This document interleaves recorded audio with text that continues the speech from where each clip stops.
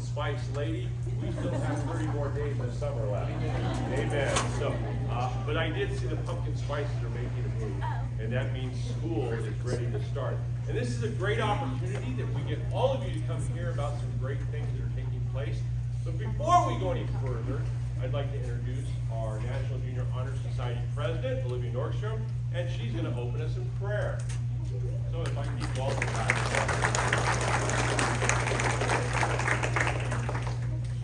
There's one.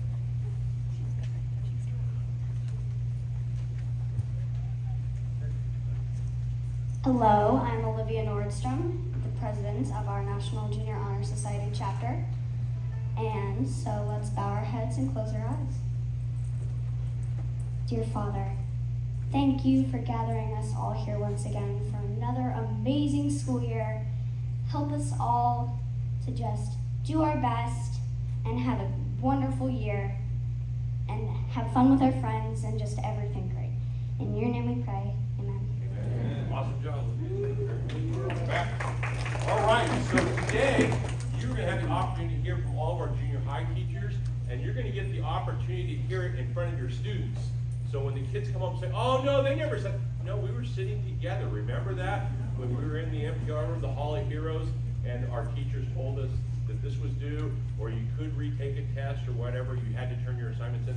So you're going to get the answers to all of those questions. Your students are also going to have the opportunity to get their books and their lockers today, so there's a lot of fun things. But you came to hear from the teachers and from the director and head of junior high, the one and only Mrs. Gasser. Let's give her a big round of applause.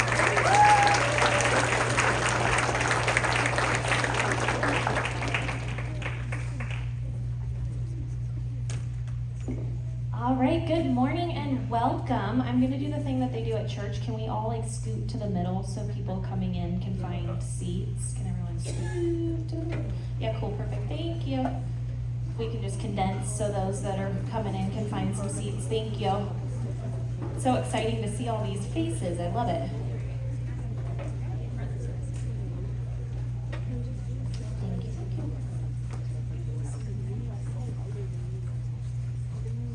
Okay. Oh, there we go. It's working. All right. So, kind of like Dr. P said, I was Mrs. Gasser. Now I'm Mrs. Painter. So we're all still getting used to it. I got married last October, so we're coming up on a year here. But welcome to junior high. Thanks for being here today. Thanks for taking time out of your schedules. I know many of you probably are missing work for this, so we really appreciate your time being here.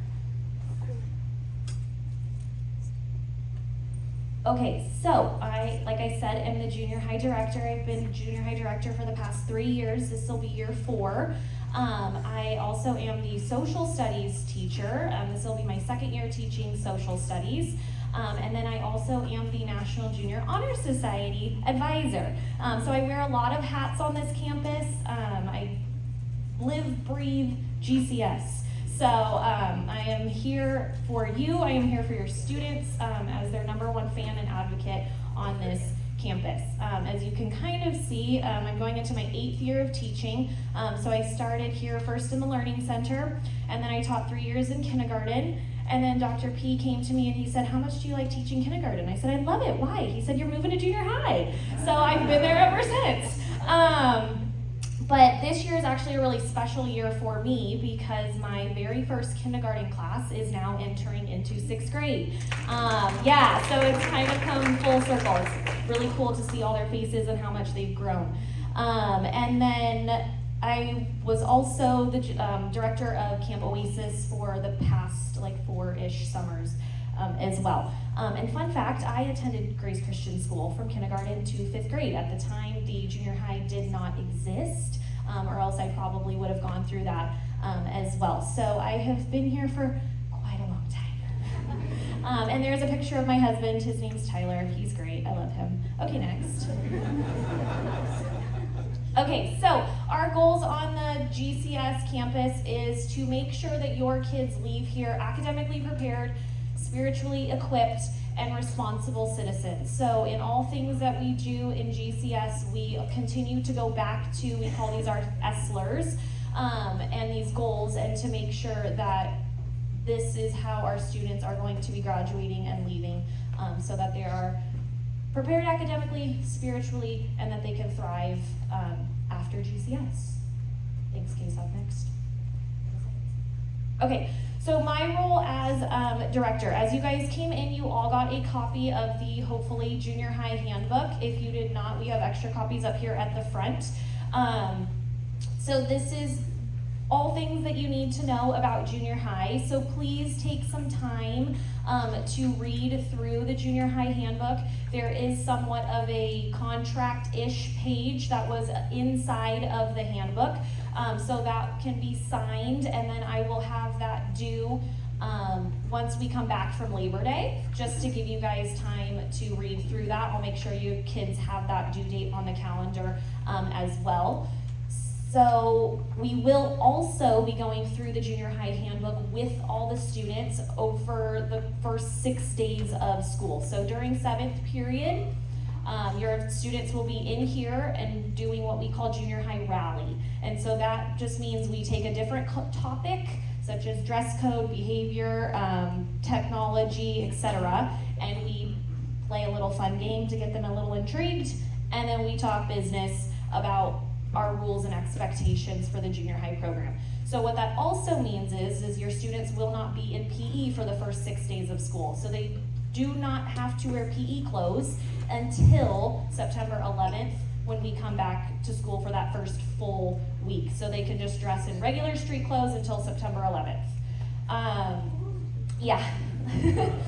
So, fair yet just. So here on Grace Christian School campus, we do need to make sure that we have a safe and effective learning environment. And so what that means is sometimes I have to take off my teacher hat and I have to put on an administrative hat. And so part of the administrative team, we also have Mr. John Garius, known as Mr. J, and then Dr. Pettinger, who is up here on campus. So if there are any issues or concerns, we as an administrative team always address those. And then for any disciplinary issues that arise, we kind of have a progressive disciplinary action plan in place. So our first offense is a verbal warning. At that point, your student may be asked to sign a discipline binder that is in each of the junior high classrooms. And the student simply will just write their name in the binder and what they were verbally warned for. That is just a good indicator and helps us as teachers, especially having 100+ students, remember who we gave a verbal warning to. And it also is a good check-in system that the student is very much aware of. I was verbally warned. I am writing it down that I was verbally warned. And then if the behavior continues, they may be issued a demerit, and then if multiple demerits and or a detention. After 3 demerits, your student will receive a detention slip. Those are served on Wednesdays after school from 2:40. Why am I blanking right now? Thank you. 3 to 3:45. And they will be assigned to a specific classroom. In detention, your student will be writing a 200-word essay on what they did wrong. It will be handwritten. They will count out the words. They are not allowed to use repetitive words like I'm so sorry. And then if they get done because they're a super speedy essay writer, then they clean the classroom for the teacher.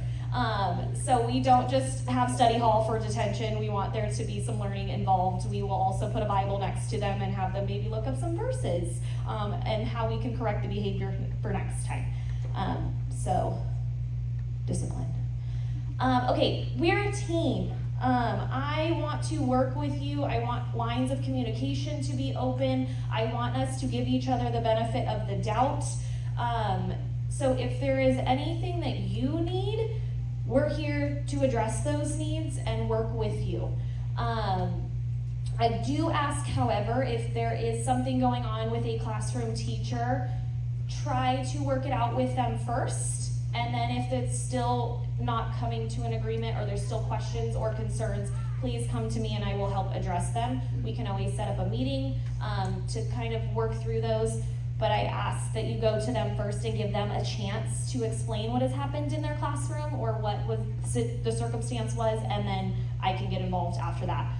Communication. So all of us have an @gcsrr.org email. It is just our first letter of the initial of our name and then our last name. So Jessica Painter, jpainter@gcsrr.org. We typically respond to emails Monday through Friday. We try to get back to you within a 24-hour period, unless we need to have some extra time to think, especially if it's a controversial email, then we may take a little bit longer just to get back to that. And then you could also always make an appointment with me. I will try my best to get to meeting with you as soon as possible. You should have all received a calendar of social events. This will also be put on the website, school website, and then I will also post it on your kids' Google Classroom so that you guys have access to this at all points. We typically, as a general rule of thumb, our college readiness day is always the first Friday of the month, so we're trying to get those conversations about what college looks like, and or, you know, what career paths we might be thinking. We try to get those conversations started now. And so that's why we've established the college readiness day. So that's usually the first Friday of every month. And then we usually do some sort of social event activity the last Friday every month. And that's can be anywhere from ice cream socials to writing thank you notes to each other in Thanksgiving to we've done like chocolate fondue day. It's usually food related because like kids like food. And water balloon day. You know, we'll do different things. There is a little bit of a financial cost with those. I usually try to get just enough to cover the cost. I'm not like making money on these things. And then if there is excess, I usually roll it over into the school dance to try to keep that cost lower towards the end of the year. If there is a financial need, please reach out to me. I don't want your child to be left out because of a financial need. So we will work something out for you. Just please communicate it with me. Okay, our expectations. I expect your children to be prepared, productive, polite, prompt, and patient. Just to make sure that we have a structured learning environment and a safe learning environment. We're gonna go through Google Classroom really quick, just so you guys can see what your kids are doing, and so you have an idea of how to help them when they're at home. So the home page, you will see, can you click on the home page for me really quick, Kisa? Oh, sorry. No, you're good. So this is what your children's homepage will look like. So each of these rectangular boxes are a classroom. So Kisa, if you can click into that first class for me, thank you. This will open up their class. The first thing they're gonna see is the stream. The stream is kind of like a Facebook feed, if you will. When things get posted on there, they will pop up on the stream. So they're not necessarily going to be in like due date order. It's just in the order that the teacher has posted it there. Can you scroll down for me a little bit, Kesa, please? A little more, there's a comment. Keep going, keep it right there. Boop. So this might be where teachers will post announcements and things as well. So you will be able to see those posted. And then the next thing I kind of want you to notice, it's a little hard to see, but if you look above my comment post, it looks like a clipboard in that gray circle. If you look below the post, it looks like a book with a bookmark. Can you guys kind of see the difference there? So the clipboard is an actual assignment. That means your student needs to go in and actually complete an assignment. They might need to attach a Google Doc. They might need to do something with Google Slides. There might be a form that they need to fill out, but that is an assignment that has to be turned in, physically turned in. They have to click a submit button, okay? The bookmark down here below where my comment has been posted, that is a material. So that is not something for your student to turn in. That is just a piece of information that your student might need. So for example, I pass out a physical worksheet in class. I'm expecting that physical worksheet to be turned in the next day. But your child has lost said worksheet. So I might post it as a material so that you have access to print it at home in the event that it gets lost, okay? or my syllabus. I will post that as a material so that the kids have access to it to go back to reference it later if there's some discrepancy about what my test policies are, okay? So this is the stream. What I want your students to get away from is relying on the stream to find where all their work is. This is not a great place to do that. Things tend to get lost in the stream, so to speak. Classwork, Keshav, if we can click there, thank you. This is where you want to go for all of your assignments. This is nicely organized. These large headings here are what are called topics. And so each of the teachers will have a reference sheets section up at the top. That's where you'll find their syllabus and or any like important information that you need for their class. The next topic for all the teachers is going to be weekly agenda. So we try so hard on Monday to say, open your planner, please write your agenda, copy it off the board into your planner. But sometimes, we decide to do other things. So the weekly agenda is posted here for you parents. Keshav, can you click on one of those for me, please?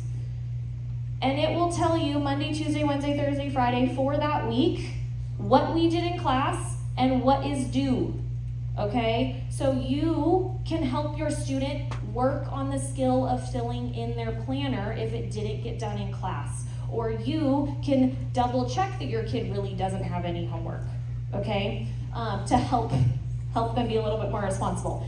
Let's go back to classwork, please. Thank you, keep scrolling down.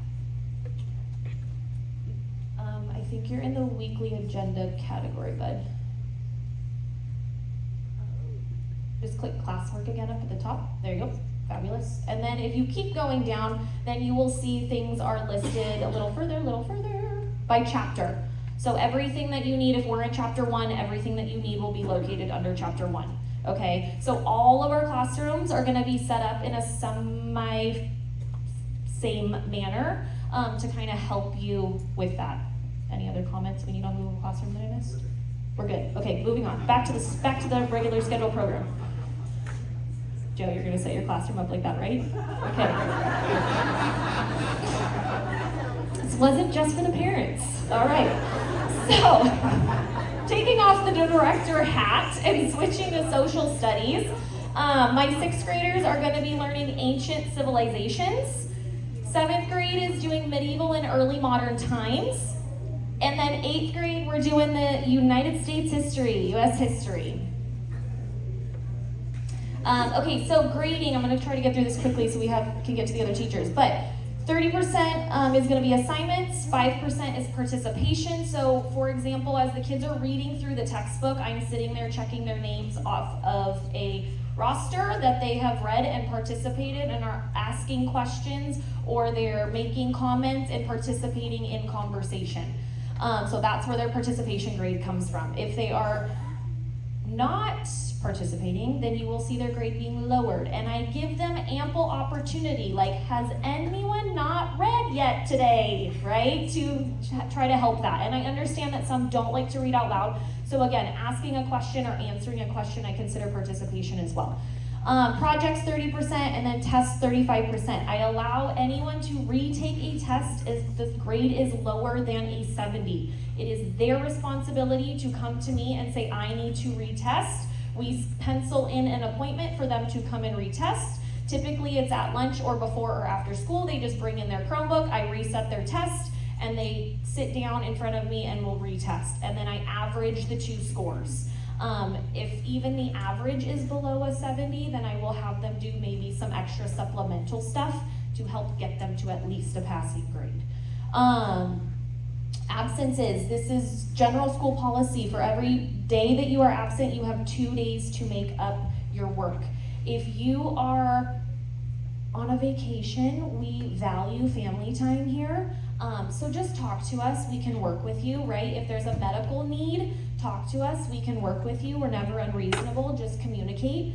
And then missing or late work, you will see it in the grade book as a 0. And then once it is turned in and I have graded it, then I will fix it. So if you see a bunch of 0s in your child's RenWeb, it's probably not because they got a 0, it's because they didn't turn it in.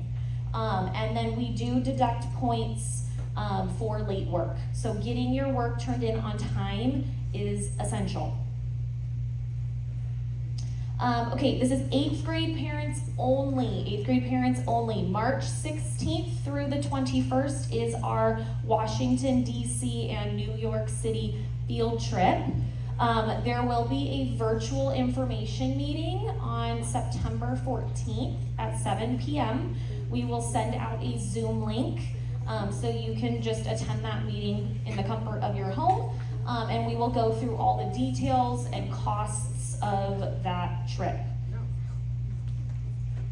Okay, what can you do as a parent to help your student? So make sure you read the syllabus, be active on Google Classroom, help with organization. This is not something that comes natural to a lot of people, and having 6 different teachers can be a lot of paper. So it is better for you if you're having them come home at night, go through their binder, talk through, okay, what'd you do in this class? What'd you do in this class? Where can we put these papers, right? Have them take that 5 extra minutes or so up front to really establish those routines and habits to set them up for a successful year.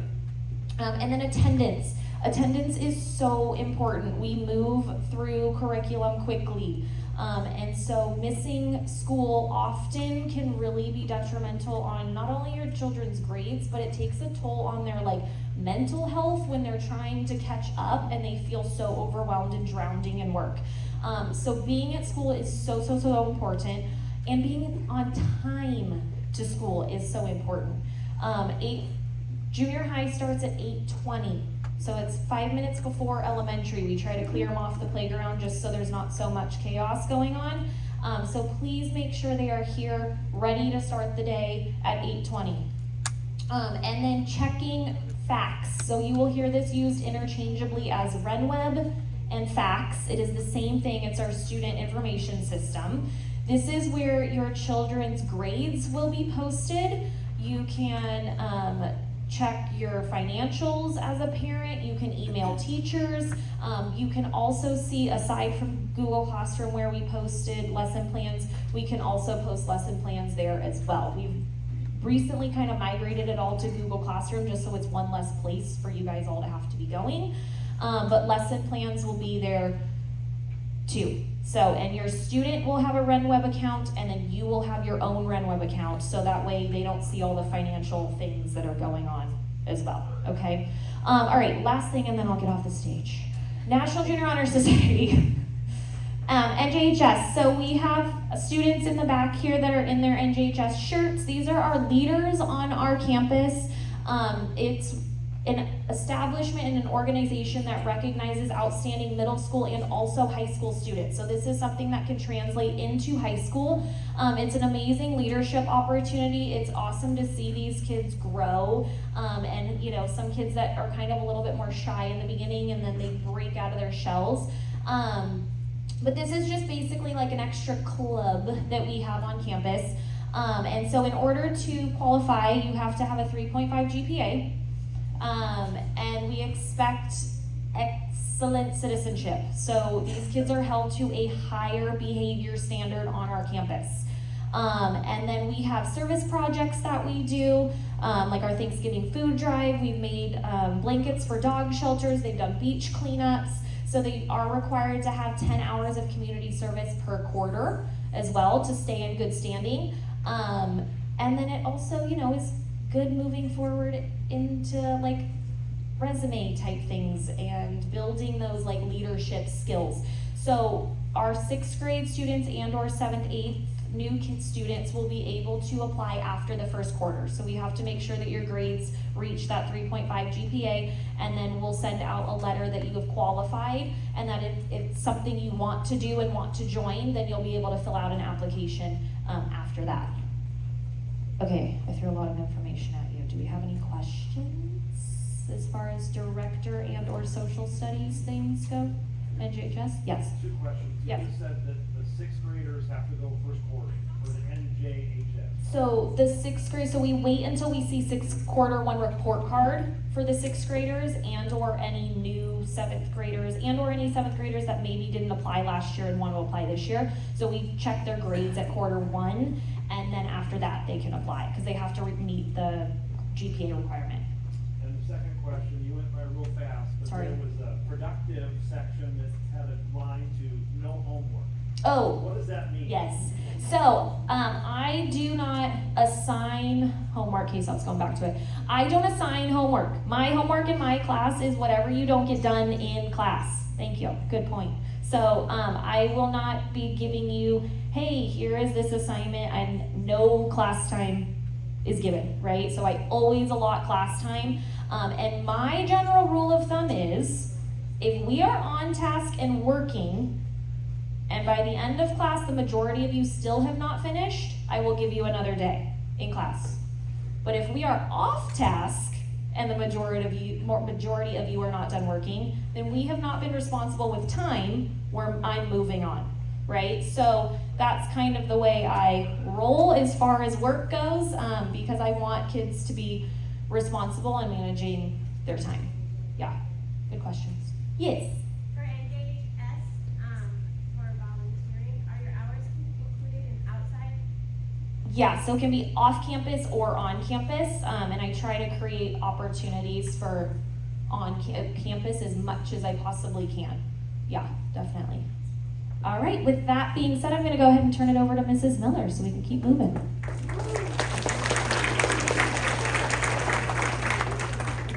Well, lovely to see you all. I am Mrs. Miller. This is my family.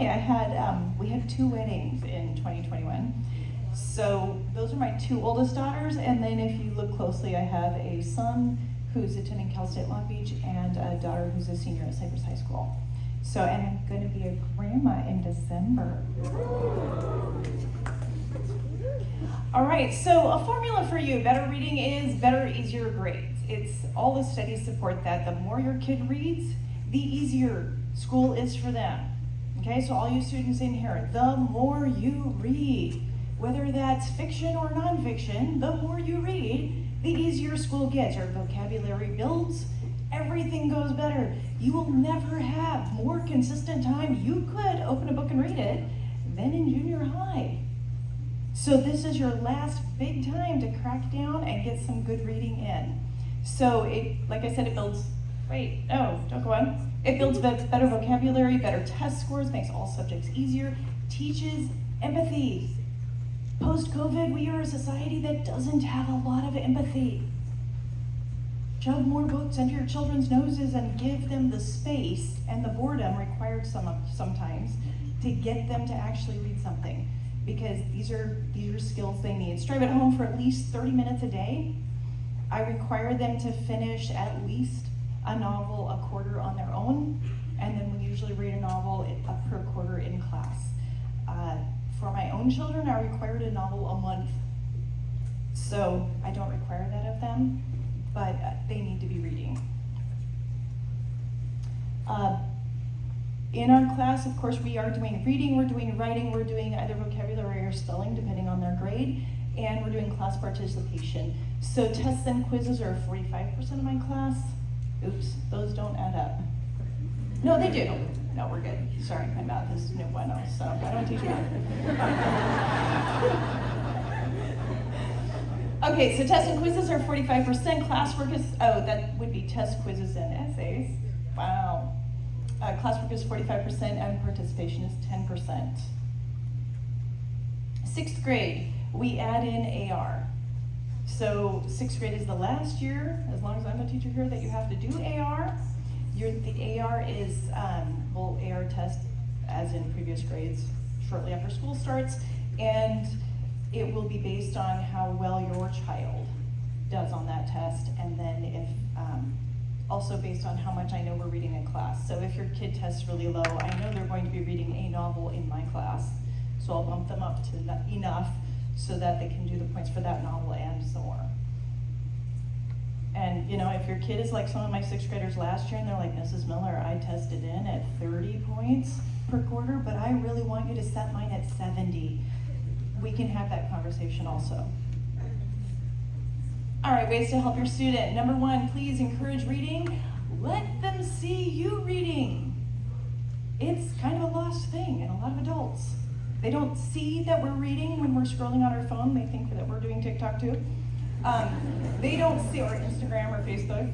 They don't see that we're reading newspapers. They don't see that we're reading magazines. They don't see us reading. They don't think it's important. So maybe set out some time and do some reading as a family. It's actually super bonding. I don't know if you've had this experience since your children were like this big, but a family reading a book together in junior high can be a bonding experience. Supply ideas. This would be a good time to go to, Walmart or the 99-cent store or something and get poster board, because sooner or later your children are going to need it for classes, and they like to tell you at 9 p.m. the night before it's due. And I don't like that kind of drama in my life, so I just decided as a mom, I was just gonna make sure at the beginning of the year we have reasonable amounts of poster board and a printer that works. And it has backup ink, because nobody told you that it was running out, and now it's time to print something, and they're like crying because it's due tomorrow, and it's so dramatic. So it goes very poorly if I have to print all of my class's essays the day that we're handing them around to proofread. I usually have them submit their final copy electronically, but their proofread copy needs to be in person, because nothing helps them learn to write better than applying the edits that are on a physical piece of paper. So my little push to have you check the printer availability at your home now. Oh. If they have printer issues, I do have a printer. I can print things. I print things every year. If you personally have a printer issue at home, like you did your level best, nobody told you there was no ink, and the printer died, email me, because it doesn't count as a late grade if I heard from you that there was a printer problem. But if they show up, again, and say, I have nothing because I didn't ask for it, or they make up a story about how they asked for it but nobody helped them, then I know it wasn't made up. It really was an issue, and I am willing to work with whatever needs to be worked with. Junior high wide, we have the retest policy. If somebody's retesting on a novel test, I typically will have them do the retest on paper, which is interesting. They're like, oh no, it's paper this time.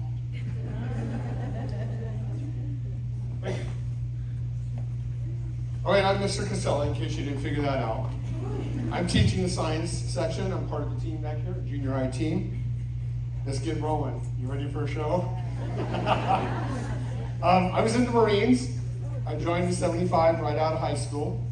I was in there for about 13 years or so. Then I was a ranger with Boy Scouts of America, and also part of the Sheriff's Department Search and Rescue Team in Big Bear, as well as aligned as reserve. Then I left that and went to Sport Chalet, and I was a manager.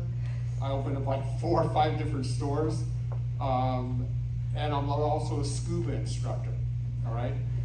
Then all of a sudden I decided I better get smart, and I went to National University, and I got a bachelor's degree in interdisciplinary studies. Then I started my teaching thing. Oh my gosh, what a blessing, okay? I really love this stuff, okay? The kids are gonna come back with all these stories. Oh my gosh, and I can't believe what Mr. Caselli did today. Yes, it's true, okay? I may slip, but I'm doing really, really, really good, all right? So I've been teaching this whole time, all right? Now, here's me. This is what I really like doing. I was at Mount Whitney, I summited that in 20. Then we went across the canyon over to Mount White, summited there, that's my godson. Then we went over to Mount Langley, turn, button. Oh, too far. All right, this year I went to Mount Shasta, and I determined that I'm old now. I only made it to 10,000 feet. I stopped, and I made a house. That's my house. I really ran out of gas on that one. Okay, here we are scuba diving. Oh my, who's that? Who is that? Kai. Kai Wynn, I actually certified him this year. He's 7th grade, 8th grade now. He's 8th grader. He's all red in the face now, and I told him I was going to do this. And he said, no, you're not. I said, yes, I am. All right, it's open. Anybody in junior high can get certified. So it's there. I do it through the LA County Sheriff's Department, the Youth Activity League. There I am teaching another class. All right, I think it's enough for me, right? Yes, here we go. Now it's time for class stuff. Students will be studying science from the provided text that we give them. That's where I'm getting all the information from. I'm really rolling along a chapter at a time. And that's also going to reflect on Google Classroom. And I'm going to list stuff for the weekly thing. I'm horrible about that. I'm not this year, okay? All right? This will support online videos. We'll also be supporting this. We also will be conducting labs. Those are really cool. The kids really get a kick out of the labs, all right? I need them to take notes because I'm getting them ready for high school. If they can have a separate binder for taking notes, I'm going to be checking the notes out. You're going to be noting the videos, noting stuff from the book that you're taking, and when I'm lecturing, it's getting them ready for lecturing. Obviously, 6, 7, 8, it's going to progress. By the time you're in 8th grade, it's like, oh my gosh, I can't believe we're taking so much. That's the way it goes. I'm getting you ready. We wanted to get you ready. We need to know if there's an issue, okay? Everything that they said is, I am following that too, okay? We got kind of like 2, 3 strikes. If it gets to the point, okay, we're having problems here, it may go to the detention mode, all right? But we've got to communicate, all right? If something happens, you'll see an email that you're going to hear about it so that we can get things solved. I got my email address, the same as everybody else's. The phone number, just a little side note. Last year I had 716. I didn't get any phone calls last year, so. I noticed it when I was redoing my slides. All right. All right, here's our classes. 6th grade. Some of the subject matter we'll be talking about is map and compass. I'm a total navigator nut, all right? You're gonna have all kinds of map and compass things. We're going to learn about weather and climate, plate tectonics, volcanoes. This is a big one. Everybody builds a volcano and blows it all up. That's like the total jazz. Everybody looks forward to that one, okay? That's tying in with the plate tectonics and earthquakes. And then we're going to go over ecosystems. That's 6th grade. Here's slow down. There we go, 7th grade. All right, now we're going to start talking about cells, viruses, bacteria, cell structure. From that cell structure, we're going into plants. And now we're starting to get into bigger things of animals, and then the human body. So I just said that. So 7th grade, look, they're all smiling in the back now. They already know what's coming on with that. We do have a class. And we'll have a piece of paper go home for the class. Boys will be with me, and ladies will be with somebody behind here. Well, besides Joe. Oh, there we go. Miss Painter. All right. Next is 8th grade. The subject matter we'll be talking there will be actually matter and then the states of matter, talking about elements and periodic table, chemical reactions. Oh my gosh, chemical reactions, blowing stuff up. It's kind of cool too. All right. Then we have acids and carbon, and then motion and movement, and then astronomy. Now don't lose it, okay? We're just learning about space and seeing how small we are, but then also how big the universe is, and that, whoa, God's really out there. It's totally, when you start looking at astronomy, you're like, there's no way all this just happened without someone saying, okay, here we go. Time for the universe. I am God. Here it goes. You're going to get really, really neat when you start seeing that.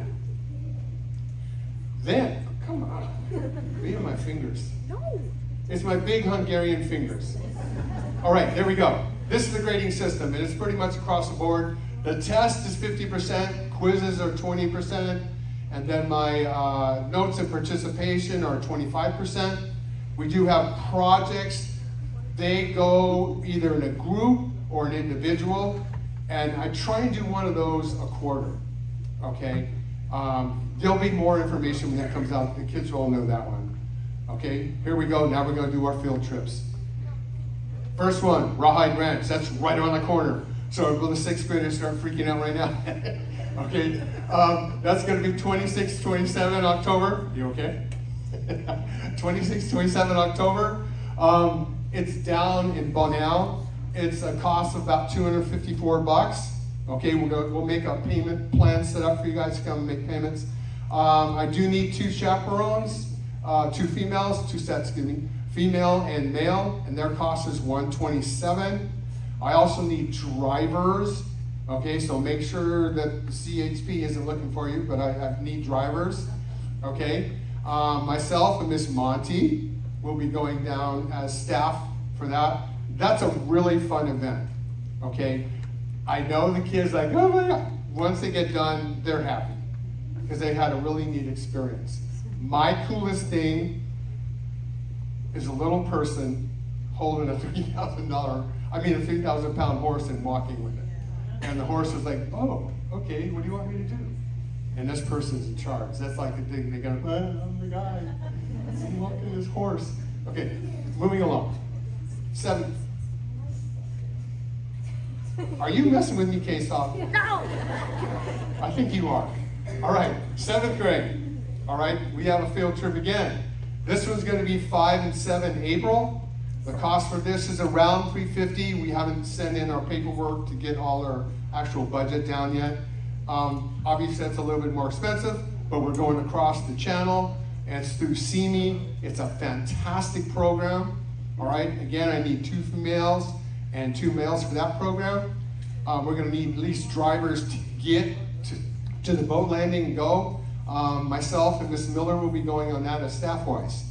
Of course, I like the water, so you know I love that place. It's like all the time. Matter of fact, I'm going there this Saturday. I have another class. Okay, I think, there we go. Are there any quick questions? We're right here. So, there's one competition that's required for science. Do you want us to have a second one for adults? Okay, no, okay. For science, you can do that, but I do need to make sure that you have the college ruled piece of paper, like a stack of that. Okay, yeah, the notebook's a notebook. Yeah, you can either have the one that has the wired rings all around it and it comes out, the binding is good, or just those little, what are those? Composition books. I love the composition books. Yeah, your call, okay? One composition notebook for science. Okay, you're gonna be good. For notes, okay? For notes. Yes, ma'am. Yes. Wanna go see him again?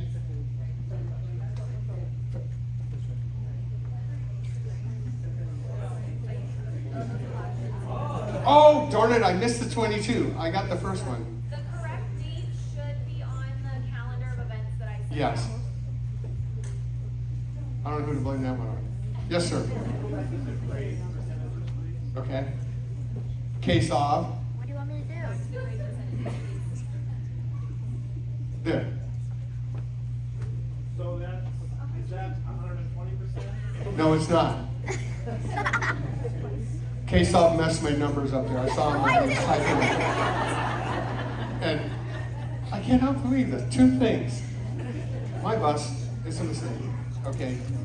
The big one's a test. Those are compiling up. And then I compiled the notes and participation projects. I think that's probably like 20 or something.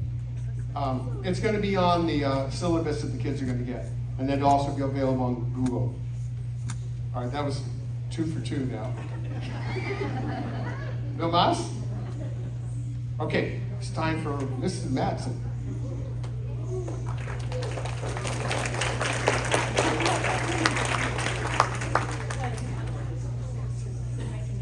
Good morning, everybody. How you doing? You need to stretch out a little bit? I know this is a lot of information for one morning, so sorry, you gotta bear with a few more of us.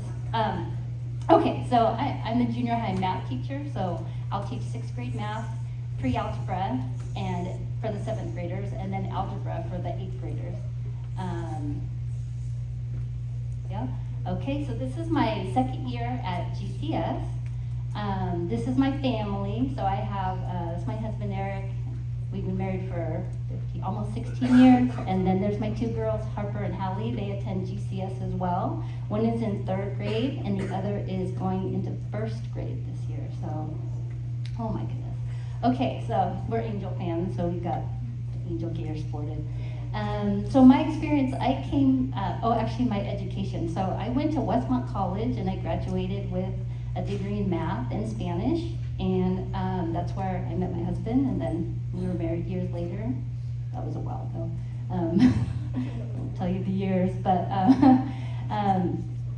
so I got into teaching after working with my brother, who was a youth pastor at the time. And I really enjoyed working with kids, middle school, high school kids, and I fell in love with it. And so that was my reason for getting into teaching. And I love the students. I love the students I have, and I love coming back and seeing them every year. So when I started teaching, I worked at Fullerton High School teaching math, and I was there for 15 years before my daughter was born, and I took some time off to spend with her, and then my other one came along, so why not? I spent some time at home, and so now I'm back in the classroom, and yeah, this is my second year. All right. Oh, I got it. I'm a little quick on the clicker too.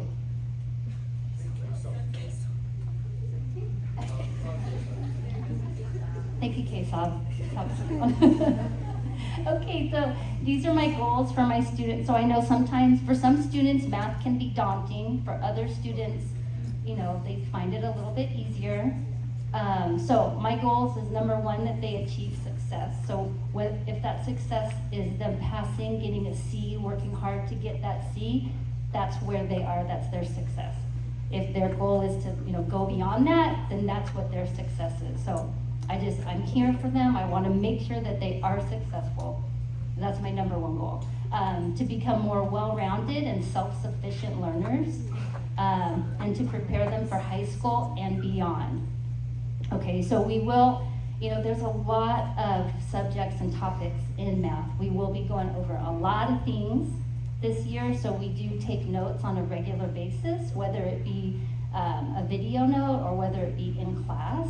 If they get the lectures in class, and I do expect them to take notes every day, and they'll keep that in a separate notebook, like either a composition notebook or a spiral notebook is fine. If they keep they don't need a separate notebook for math in particular. Like I know last year some of them did, but I found them that was just too much for the kids. So if they have just one folder with all their subjects, that's fine, and then just keep a separate notebook for their notes, and that way they have their notes for the whole year, and as they go back to take a quiz, and then, you know, they won't take a final in my class, but for high school they will, they'll learn to keep all of their notes together in one place, so it will help them prepare eventually when they get there. And then to become high-level problem solvers and critical thinkers, so some of the problems will go a little bit more in depth. And then I have on there, this is from Bible, Deep and Authentic Spiritual Growth, when I taught it last year, but I thought, you know what, I'm gonna keep it there because, you know, that is also involved in every single topic that we teach. Okay, so, you know, whatever topic there, if it's math, we can still talk about spiritual things, and we'll definitely pray before the test because it's definitely something we gotta do. So, all right, we'll go to the next one. K-Sob, can you do the next one? It's not. Okay, so here are my grading percentages. They better add up since I'm teaching math. So 50% is tests, quizzes, and projects. Sometimes there will be a project in place of the test. So for example, the sixth graders will do a unit on mean, median, mode, all of the data and statistics, and they'll do a survey project at the end of that unit, so they won't be tested on that. Maybe have a quiz, but it would be more of a project. 25% are their daily assignments, and then 25% are their notes. So I'll be checking their notes on a daily basis and the assignments, because they will receive assignments on a daily basis. So here are just a few tips for success. So how can you be successful in math? How can you help your child to be successful? Just a couple things. Well, more than a couple things, but number one, as Mrs. Painter was saying, be present at school. So, you know, obviously if they're missing a lot of school, it might, you know, catch up to them. If they are not present, I will post a video of the lesson for the day. Might not be my lesson, it might be Mrs. Clark's lesson that she had before, but it'll have the notes so that they can catch up. So they won't be super lost. They can watch it at home. If they're sick, they can do the homework from home, and that way they don't have to come back and say, what did we do? And they will know. Usually I will post a monthly calendar for them so they know exactly what's going on, which sometimes I've had to change, but usually they'll have everything front loaded to them. Do all of the work, okay? Take really good notes, do homework, and then all of the projects. Now, particularly the homework is where they're gonna get the practice in, and it will be helpful for them. Some students might need more practice than others, okay? So they might need to work at it a little bit harder, make corrections and analyze their mistakes. So whatever assignments they have, I'll give them the answers for sure, so that way they can check it, make sure they're doing it right. And if they aren't doing it right, then immediately, hopefully they come and see me to get help or seek help from another student or a parent or somebody else. So I'm hoping that they don't get behind. Because sometimes students they'll get lost, and then they'll let it go a week, and then they'll let it go 2 weeks, and then mentally they're just done. They're like, I can't do this. So, as soon as if they're not getting something, they need to come in and get some help. And then I put on their practice. So if they're not getting it, they need to practice. So, and these are what we're going over in the 3 math topics. So 6th graders, we will be starting up actually in all of the topics.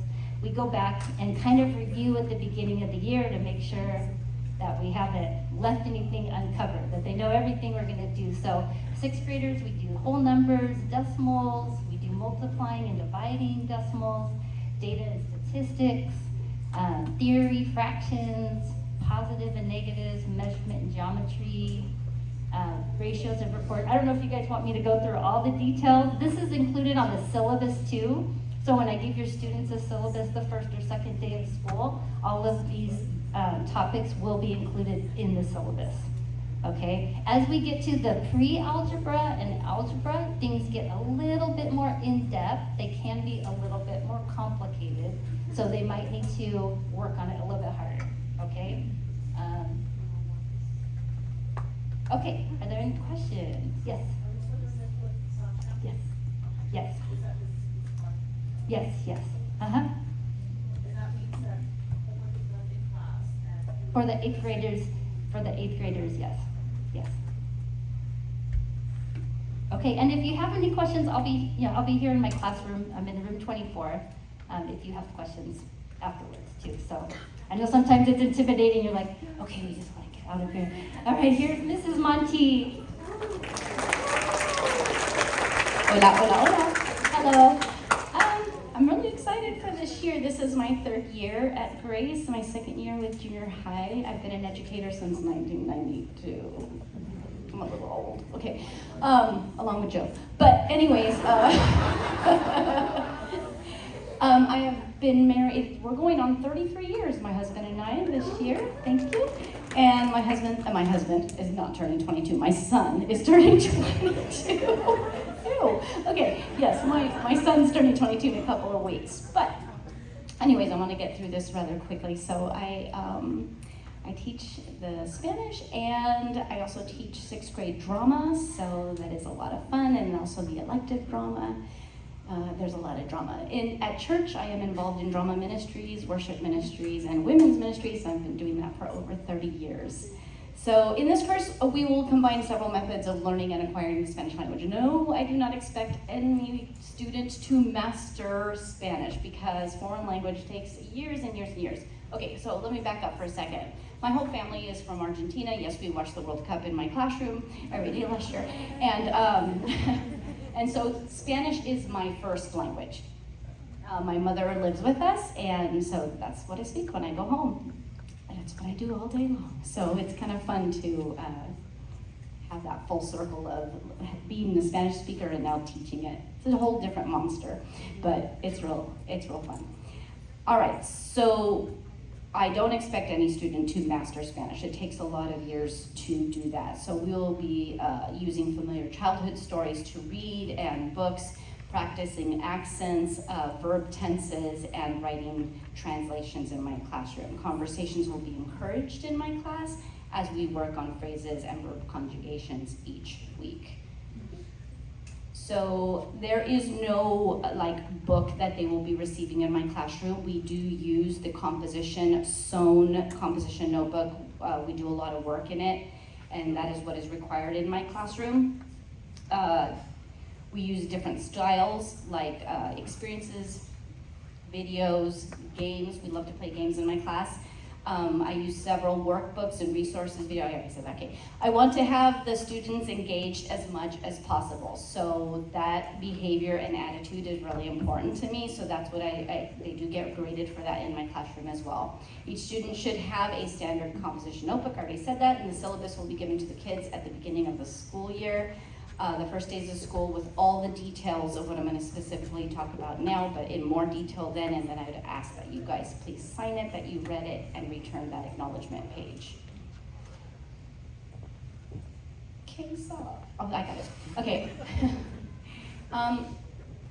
My goal is to enrich them with the basic knowledge of Spanish and the culture of our 21 Spanish-speaking countries. So we'll be learning about that and inspire any one student to maybe continue to learn Spanish, where they work in a place where it's beneficial for them to be bilingual, or even go into the missionary field into a Spanish-speaking country. So each student will be evaluated according to where they are. I have new students every year that maybe have had no Spanish. So I'm not going to grade an 8th grade student who has absolutely no Spanish the same as grading a student who has had it for the last several years. So I evaluate each student as to where they're at their level. Participation, good attitude, and behavior is key, so students will receive weekly points on that as well. Students will also be graded on reading, storytelling, and assignments, their composition notebooks, quizzes, tests, and projects. I do not grade every single assignment. Sometimes we do assignments together as a class, and I just check it for their understanding. It takes some time to grade all the papers, being 100+ students, so sometimes it doesn't get posted right away. But one thing I do is when papers are turned in, I check them quickly, and if there is any missing, I go right into facts, and I put in that it's missing right away. So you can go in and see that that assignment is missing, and then when they get graded, they get put in. So these are my grading scales. My participation attitude is 20%, and that's something that I watch throughout every week, the way they react with me as we're going through things. You know, you have the students who are like, what do I have to know Spanish? Well, you know, it's good to acquire a language, to learn a language and learn something new. It helps that part of your brain, right? So then reading, work assignments, and composition notebook is 30%, and my test quizzes and projects are 50%. Oh, sorry. In case you're ahead of me, you're on it. Thank you. All right, so projects that will require work at home and at school. So in my class as well, anything that is not completed in class is to be finished at home if it didn't get completed in class. Most of the time we do complete in class. There's very few students that maybe need a little extra time, and then they can take it home and do that. For 6th grade, they will be doing a Spanish-speaking country project and its culture. 7th grade is creating their own Spanish-speaking country. They make their own island or their own country, but it looks like they make up their flag. The agriculture, they do all that in Spanish. And then 8th grade does El Mercado o La Fiesta, which they will vote on. Last year it was almost like a Mercado Fiesta. It kind of mixed up both. And that will have more information to follow, because that is the big 8th grade project that they do in the spring. And then they are the merchants, and the 6th and 7th graders are the patrons, and they get to participate in that together, which is fun. All novels, 7th and 8th grade, and simple readers for 6th grade are all done in class. I do not send any kind of a book reading home for them to do. It's always done with me in class.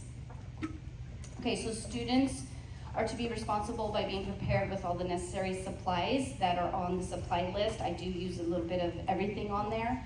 Assignments are posted on Google Classroom and Facts, as we talked about before. So every Monday, I'm the stickler of that is their bell work. They come in, that's what they do first, is put it in their agenda. All work is to be turned in on time. My policy is every day that it's late, it receives 10% off. And after a week, which is, I give it like 10 days, the 10 school days, if it's not in, it's a 0. I don't accept late work. We're getting them ready for high school and beyond, so we want them to learn those responsibilities. So parents, please make sure that your child is checking facts, you're checking facts, and that they're up on top of any missing or late materials. All right, my classroom rewards. So we have different incentives in my class privileges, tickets, and I have an economic system called Montimangos where I give out class money. Students can earn tickets, candy, class money for good behavior, participation in games. On the other hand, students may have to also pay me for not following class rules or procedures, poor behavior and such. So sometimes they'll say, okay, dame 10 Montimangos.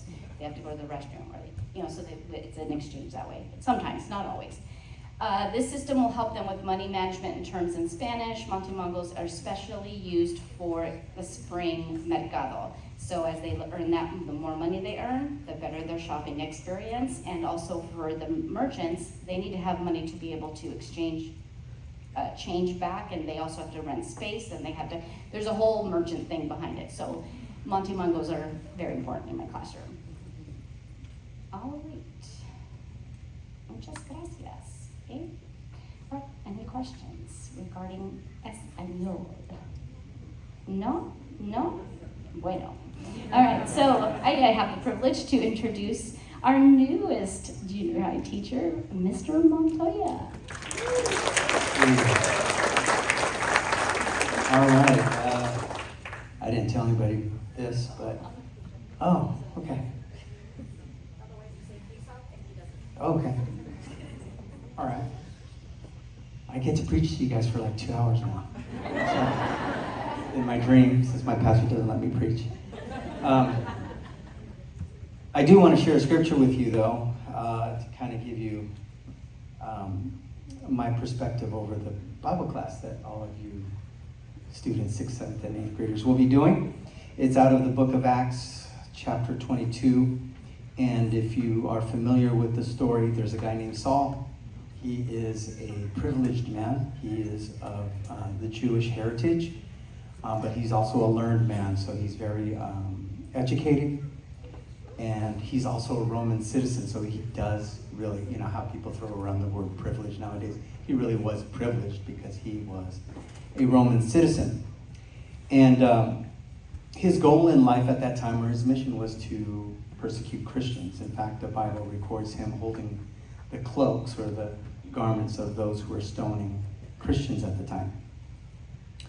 And then Jesus decided to have an intervention, so I'm going to read out of the book of Acts 22, verse 6.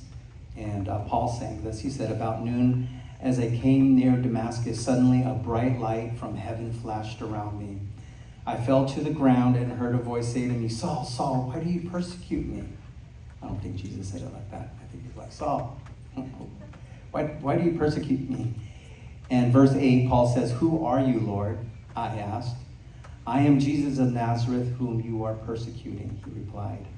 My companions saw the light, but they did not understand the voice of him who was speaking to me. "What shall I do, Lord?" I asked. And then Jesus told him to go to Damascus. And if you're familiar with Saul, God changed his name to Paul. Paul went around the known world to preach the gospel. He was the one who was compelled to preach the gospel not just to the Jews, but to the Gentiles, everyone who was not a Jew. And so he wrote most of the New Testament, I believe 2/3, which we read today. So he asked 2 questions. He said, "Who are you? And what do you want me to do?" And so that's kind of my perspective with all you 6th, 7th, and 8th graders and parents is learning that journey and being disciplined enough to stick into that journey of asking God, "Who are you? And what do you want me to do?" So I'll take a break to talk about myself. I was an elementary teacher before, way back in 92. And so I had a couple stints, taught 10 years, which was really cool because I was taller than most of them. And same thing with being a children's pastor, except for the 5th and 6th graders. I was taller than most of them. So I was a children's pastor down the street over at Cottonwood Church, which I still belong to. So if you don't have a home church, this is my plug. It's a great place. I still volunteer there today. I was a small business owner of 6 years. My wife has a flower shop, And about 3 years ago, while I was working at Cottonwood, she said, hey, well, you should think about resigning and joining me in the small business, our flower shop. And so I did, and I did it right when COVID happened, so it was really interesting. It was a wild ride. Then now here we are on the other end of COVID, and she's like, I think it's time for you to go find a job now. So here I am. So we've been married 22 years, and I don't have a picture, but let me see where, this is not working for me. You don't even know me and you're messing with me back there. Okay, we'll stick with that, but 22 years. I have a son who's 30, he lives in LA, and he really stretched me as a person. But he's doing so well. We have 2 girls that went to Grace Christian School from kindergarten to 8th grade, and today, later, I'm going to the family night at Vanguard University. They'll be going to college at Vanguard, so it's a new season for us. Back to the Bible class. These are the goals that, thank you. Can you go back one more? Is that more? One more? Yeah. Nope. That. Well, I have no clue. Yeah, let's go to the curriculum. Let's talk about curriculum. 6th graders, wave your hands, 6th graders. So awesome. Winning the race. You're learning as you're getting older that there's no such thing. God doesn't guarantee us easy days. It's just the truth. You don't open the Bible and you can search all you want. He's like, yeah, you can get every day of your life is going to be an easy day.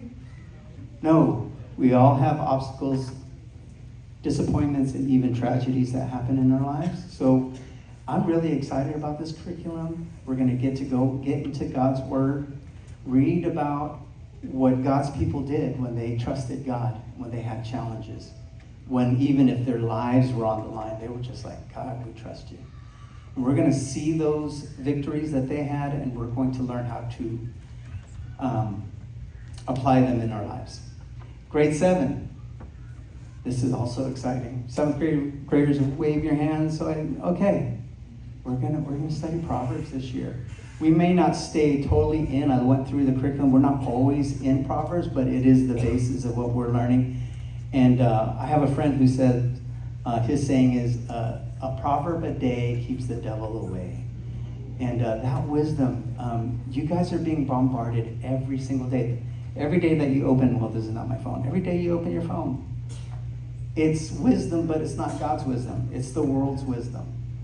And there's a big difference. There's a huge difference. So we're going to learn God's wisdom and how to apply it in our lives. The way I say it in a nutshell, wisdom is like, godly wisdom is knowing the right from wrong and having the courage to do the right thing. So simply put, doing the right thing, having the courage to do it, even if it's not popular. And then 8th graders, where are you? 8th graders? We're going to travel through the Bible. It's called, your workbook is called Route 66 because there are 66 books in the Bible. And what's amazing is you have all these different authors writing what we read is the Bible, different authors, but because they were inspired by the Holy Spirit, it's all connected. So we're going to spend all year connecting the dots. So that's just an overview of the curriculum. And we'll go to the next slide since I don't know how to use this simple thing that says forward and backwards. Here's our goal.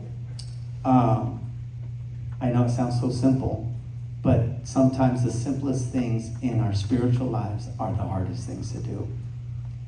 And we will pray, we will read, and we will worship. Those are the 3 things that my goals, whether it's in class, but really my heart is that you students take this beyond your classroom. All right, so next slide. Oh, your part, parents. Here's your part. Pray. Pray for your kids. Pray with your kids. Let them catch you praying. Yeah, one of my daughters is like, we never see you. I know, because I do it at 12 when you're asleep. That's why. So let them catch you praying. Ask them questions. Ask them about the Bible verse. Challenge yourself. Oh, I'm going to learn that Bible verse with you. Ask, what did you learn in the Bible class? And then listen. Listen to their response, because parents, when we listen, sometimes we discover things that make us do this. So that's your part. And then, is there anything else? Did I put anything else? Is that the last slide? That's it. That's it for me. Unless you have any questions. Oh, I don't have a classroom. So if you have a problem with me, you'll never find me. He's joking. His home base is going to be Joe and Joe will both be in room 20. So that's where his home base is going to be, but Bible classes will be taught in the room where we each have our prep period. So for example, my prep period is first period. So 8th grade Bible will be taught in my room at that time. So they will be still in a classroom. And Mr. Montoya is also going to be overseeing all of our chapels this year as well. So we're really excited to have that pastoral experience embedded into all of our chapels too. Okay, I'm gonna invite Mr. T up on the stage to talk through PE and athletics. Good morning, everybody. I'm Mr. Torres, or the kids call me Mr. T. I help lead with Mr. J the PE for junior high, 6th, 7th, and 8th grade. I also am the daycare director for Grace Christian School, so I handle before care, after school care, and our lunch crew. So you'll see me out doing some of that stuff too. Really quickly, for PE uniforms. You will be getting these today. Each student will get a set, one t-shirt, one pair of shorts. They are designated to wear these on their PE days only. If they don't have PE, they do not need to wear these. If they do have PE, they have to come to school in their PE uniform. They're gonna wear it throughout the whole day until they come to us at the end of the day for PE. We don't offer changing areas for them, so that's why we have them wear their PE uniforms to school. For the t-shirt, we need your first and last name on this blank box right here. Oh, thank you very much. And then if your name is too long, we'll take your first name initial and then your last name. And then for the shorts, they also have the blank box there, but that's optional if you want to put your name on the shorts. We only really need is the name on the shirt. So again, only dress up on your designated PE days. 6th grade, you guys are Monday, Wednesday, and Friday. 7th and 8th grade, you are Tuesday, Thursday, and Friday. So Friday, we have all of you guys together. For socks, we prefer that you guys wear white, black, red, school colors pretty much. We also let you get away with gray. We do have some days, like fun days on Friday, where we let you guys do crazy sock day. You guys can wear whatever color socks you want. For sweaters, when it's really cold outside or it's raining or gloomy, you are allowed to put on a hoodie or a jacket on top of your uniform. Just show us that you have it underneath so we know that you were prepared for PE today. And then for shoes, please refrain from wearing Crocs, sandals, Birkenstocks, because we do run the mile every month, twice. So putting those in sport mode is not gonna help you out there on the field. It's not gonna make you faster. Vans and Converse are okay, but we have found that students tend to get like sore ankles after we run for long periods of time. So, I mean, athletic shoes is probably the best bet for those days. So that is PE. So regarding athletics, we are in need of coaches for our boys flag football team. Our first game for them will be September 25th. And there's 6 games throughout the season, and that will be a Monday and Wednesday game. So if you are interested in coaching, you don't have to do it alone. You can team up with a parent or a group of parents. Practices will be held here on campus. And then for our home games, we will play at Lexington Park right here on Cerritos and Denny. So that's where we'll be. If you have any more questions or if you are interested, please email me, Ms. Painter, or Mr. John Garius if you have any questions. For girls basketball is our other sport that we have in the fall. We also need coaches. That is going to be Thursday games starting September 28th. And those games, our home games, will be played at the MAP Sports Complex in Garden Grove. So again, if you're interested in coaching our girls basketball team, just let us know, shoot us an email, and we'll let you know where to go from there. So do I have any other questions about PE uniforms, when to dress up, what we're doing, athletics? Question? For holidays, is there any modifications to the days for PE for each grade? Meaning Monday's a holiday, and is there a makeup on Tuesday? So we actually, no, they do not. So they missed that PE day for the day, and I know, yeah, no makeups. So just, if we happen to run the mile on that day, or we were supposed to run the mile on that Monday, they got lucky, and then we'll just surprise it on them on the next Monday. Question? What's the protocol for rainy weather? So like sweat thunder, how does that work? Rainy weather, so if it's slightly raining but we're able to be outside, we do allow them to wear the tights and the leggings underneath, or they can have their jackets on as well. If it's slippery outside for the blacktop, we usually bring them into the lunch tables for study hall, or we come in here and we do like we watch a movie, a sport movie out in here in the NPR.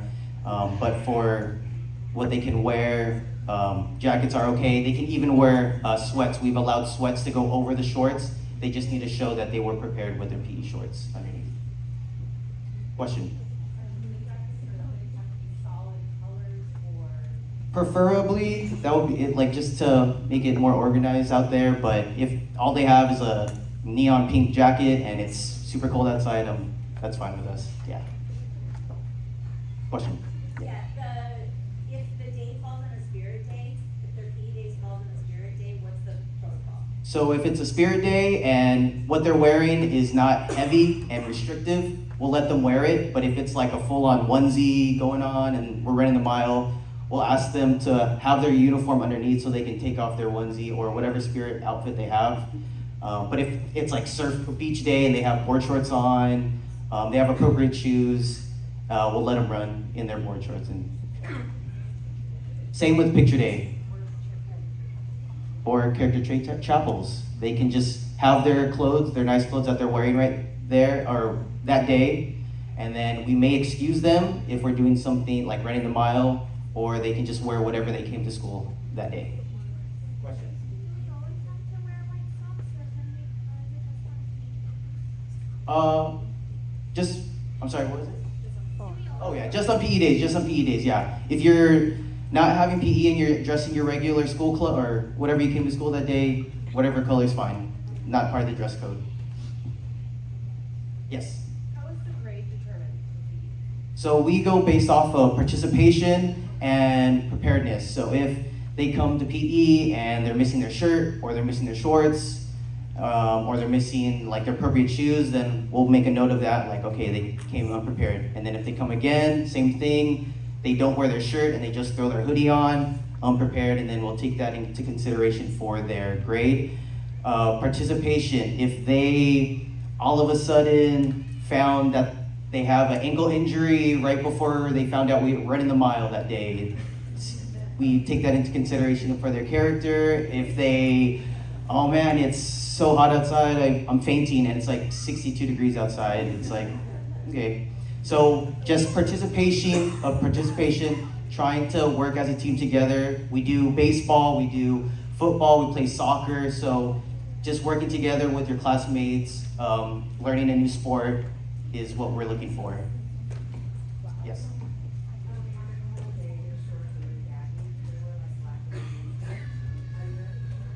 Yes, they can. They can wear black leggings underneath their PE shorts if it's a cold day, yeah. Yes. So as far as the grass area goes, I noticed that in the past it's been on overhauls and such, do you guys make sure it's all covered? Yes, so Mr. J and the maintenance team, they actually go out and survey the field for if we're planning to do soccer, and then we'll just cone off a section that's really flat and good for us to go, and then we'll run it. Question? Good question. They can purchase another set of a PE shirt and a PE shorts on the first day of school. Not today. First day of school, go into the office and then you can purchase another pair. For the set, it's $20 or separate. T-shirts 10, shorts are 10. Any other questions? Perfect. Thank you so much.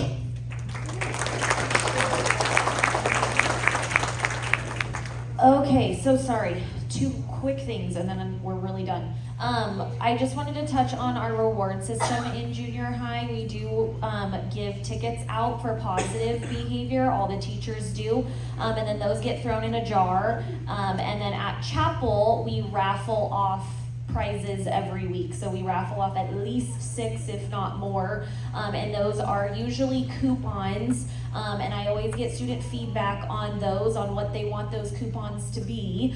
So for example, it could be getting out of running the mile. It could be wearing pajamas to school. It could be wearing sandals to school. It could be a homework pass. It could be drop a low test score. It could be free lunch on Mrs. Painter, and I'll choose somewhere in the community to go get them lunch that day. So we try to kind of reinforce positive behavior in that regard as well. I forgot to touch on that. And then the other thing was technology. We are trying to keep this campus as education focused as possible, and with all the screens that our students have in front of them and all the access to technology that they have, our goal is to try to limit it as much as possible, with the exception of their Chromebook, with them doing actual academics. So please, if we can be a team on technology, we would greatly appreciate it. We expect your student to be checking in their cell phone at the beginning of the school day. It goes in a cabinet that is shut and locked for the day, so no one else has access to it.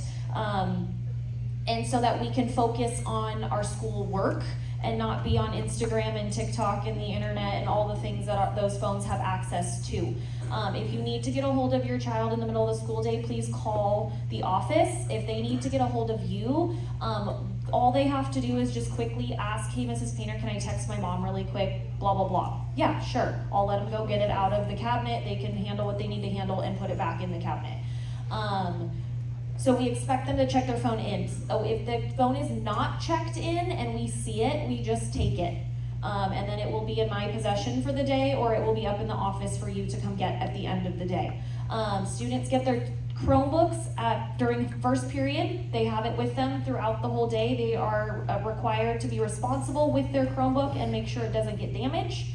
And then it gets checked back into homeroom at the end of the day, and at that point they are able to get their cell phone back. So the cell phone is kind of collateral for the Chromebook. And then the same thing with watches.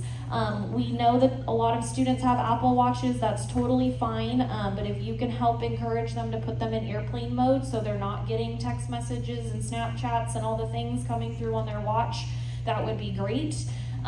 They can wear their watches though for PE to help track fitness and things of that sort, so that's totally fine as well. So I just wanted to touch on those 2 things really quick. And again, if you have any other questions on that, we can talk individually in my classroom.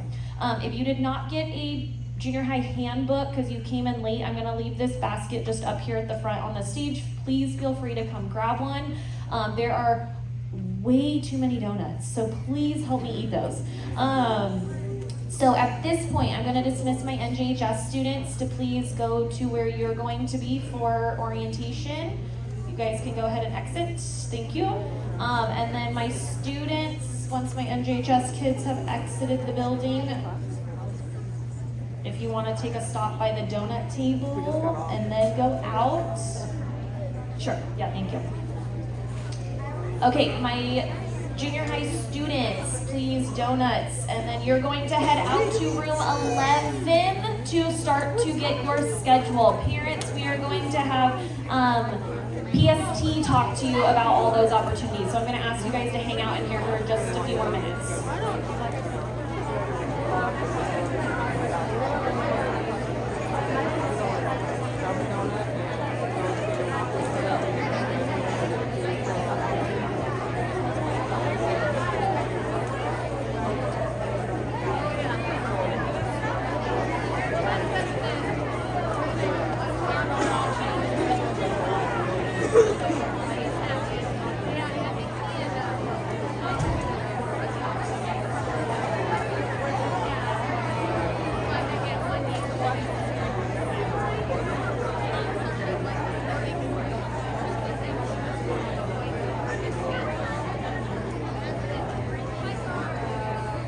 Hey Maddie, is that you by the door over there? Can you guys prop those doors open? Thanks Tyler for James. Thank you.